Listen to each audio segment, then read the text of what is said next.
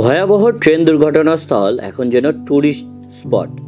দূর দূরান্ত থেকে শিলিগুড়ির রাঙাপানির কাছে ট্রেন দুর্ঘটনাস্থল দেখতে এখন ভিড় জমাচ্ছেন বহু মানুষ।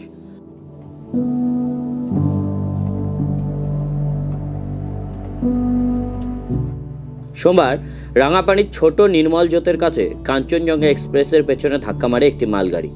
সেই মর্মান্তিক দুর্ঘটনায় মারা যান 11 জন, আহত হন প্রচুর যাত্রী। দুর্ঘটনাগ্রস্ত কোচগুলিকে সেখান থেকে সরিয়ে দ্রুত ফের ট্রেন চলাচল স্বাভাবিক করার চেষ্টা চালাচ্ছে রেলকর্মীরা, এবং সেখানে জিআরপি এবং আরপিএফ কর্মীরাও মোতায়েন রয়েছেন। কিন্তু ঘটনাস্থল দেখতে এখন দূর দূরান্ত থেকে আসছেন বহু মানুষ, আর তাতেই মনে হচ্ছে যে এই এলাকা যেন পর্যটন কেন্দ্র হয়ে উঠেছে। সেলফি থেকে শুরু করে ভিডিও রিল বানাচ্ছেন লোকজন। দিনভর সেখানে নানান জায়গা থেকে লোকজনরা আসছেন।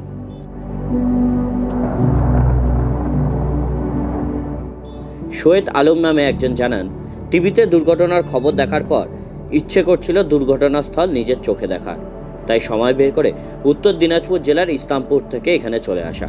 মোবাইলে ছবি তোলার পর পুলিশ বারণ করে। এখন জায়গাটার নাম নিজ বাড়ি। আমার বাড়িতে রামমন ইসলামপুর। এই ট্রেন হাদসা হয়েছে, দেখতে আসতেছি ইসলামপুর থেকে। শুনেছি দেখতে আসার জন্য ট্রেন হাদসা হয়েছে, দেখার জন্য এখানে এসেছি আমি দেখতে। এলাকার বাসিন্দা মোহাম্মদ খালিম জানান, দুর্ঘটনার দিন খবর পেয়ে ছুটে এসেছিলাম। ধীরে ধীরে স্বাভাবিক হচ্ছে পরিস্থিতি, তবে এখন সেই দুর্ঘটনাস্থল দেখতে অনেক মানুষই ভিড় জমাচ্ছেন প্রতিদিন। আমি এখানে সামনে 1 কিলোমিটার আগে আমার বাড়ি। আমি আসছিলাম যেদিনকে হাদসাটা হয়েছিল, ওই দিনকে আসছিলাম, আমি দেখে গেছি। আমার 2টা বন্ধু ইসলামপুর থেকে আসে, ওরা আসেনি তো ওই দিনকে, আজকে দেখতে আসছিল। হ্যাঁ, ওই দিনকে ভিডিও করছি, দেখে গেছি আমি।